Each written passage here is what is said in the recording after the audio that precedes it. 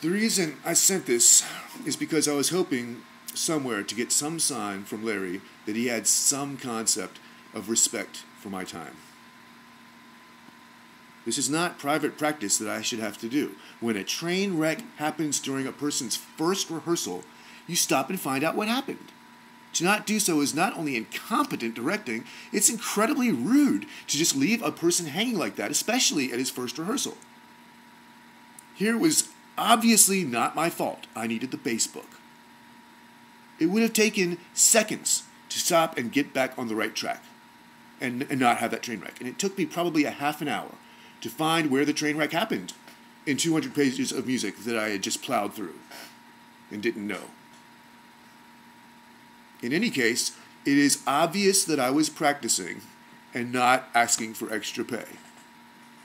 Also, on October 14th, 2008, my email ends with the words, "Okay, now back to practicing Act 1. 10/14/08. That's the email. Same date. This is the email that he responded to with that. Not these 3 or 4 songs, an entire act. Okay, finish the email with okay, now back to practicing Act 1. These were the last words in my email. The very last words, other than Evan, in my email, which provoked this accusation that I was not practicing or trying to get paid for private practice. So what the hell is he talking about? We can't sing over the piano.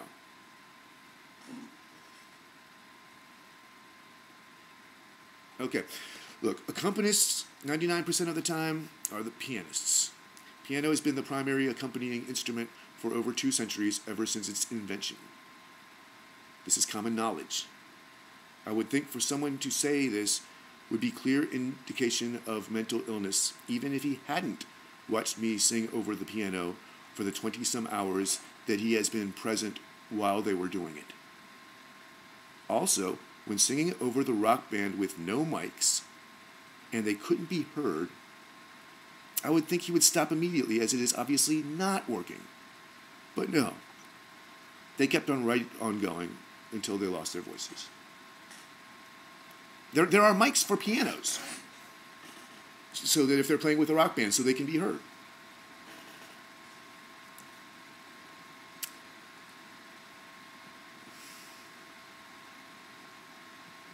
Larry told me once that they tried once to do a show with piano accompaniment, and the cast couldn't be heard.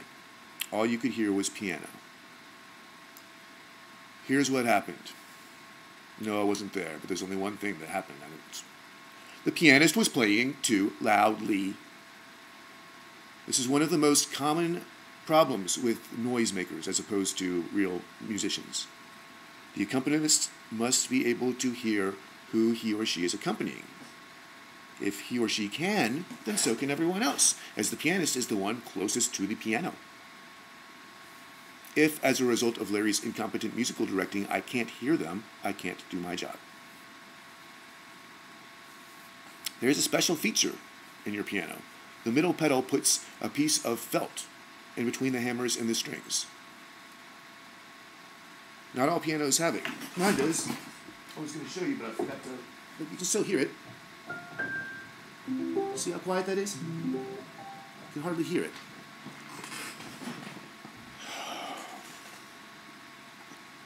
I was using this so I could play harder and get more of a rock feel. There were times, like in the finale and other full ensemble songs, where I could not hear the piano over the cast and had to take the soft pedal off. This business about it being impossible to have mics is equally easy to explain. Again, I wasn't there, but it is, I think, pretty obvious what happened. I spoke with one of your other faculty members, not a theater person, not a musician, so I don't know how he knows this about working with Larry, and asked what was going on with this man. Told him that he wouldn't let me do my job. The teacher said, quote, maybe I shouldn't quote going by memory here, but he said, he doesn't get it. He sets things in motion. I'm pretty sure these were his words. He sets things in motion, gets people to agree to do things, and then expects them to just magically make it appear. He doesn't understand that there are steps that need to be taken to get from point A to point B. In music, the word for these steps that need to be taken is rehearsal.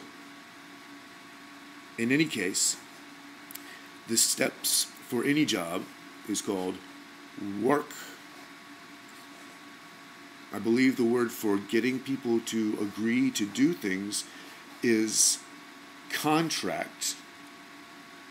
And it seems to me that expecting them to just magically make it appear, but not allowing them to do the work, is called a breach of contract. I do not believe that a sound engineer told Larry that it was impossible to have mics. If he had, why not? Does he think they won't fit in the door? The only reason I can think of that a room couldn't possibly have microphones is if there was no power. But if you have the electricity to amplify a guitar and bass to be heard over a rock drum set, then you have the power for the PA. If a sound engineer told me that, I'd say, okay, gotta go get me a real sound engineer. Go away, nut. But I don't think that's what happened. Statistically, the chances of two people in the same room being capable of saying something so ridiculously stupid just seems too unlikely. I believe they entered into a contract. That Larry gave the engineer the schedule for the shows, and the engineer asked about when his rehearsal is, as he will need one, just one if he's good, to get the levels he needs for each mic during each song. If he actually hired a professional sound engineer, then that's what they would be expecting. Larry's consistent pattern, from what I've seen and according to one of your faculty members, would have been to reply with something to the effect of, perhaps we should have discussed what it meant to be a sound engineer, but I think it's best we get it flat now. I expect you to come to the shows and make them sound good. Your practice is on your time, not ours. And the engineer, of course, can only respond, as I did, with, it's not possible. I mean, it's possible to do a really lousy job on stuff without doing what needs to be done. You hire professionals, they expect you to let them do a professional job, which takes work. Guy's not psychic. If he's going to get the levels straight and do a good job, have the sound levels right so that your students' voices can be heard, he needs a rehearsal. They do get one, really. It's part of Tech Week. The musical director gets most of the rehearsals, especially in an opera. And don't forget, I will need an answer to the question of how Larry then did the show with mics, if it's impossible to do so.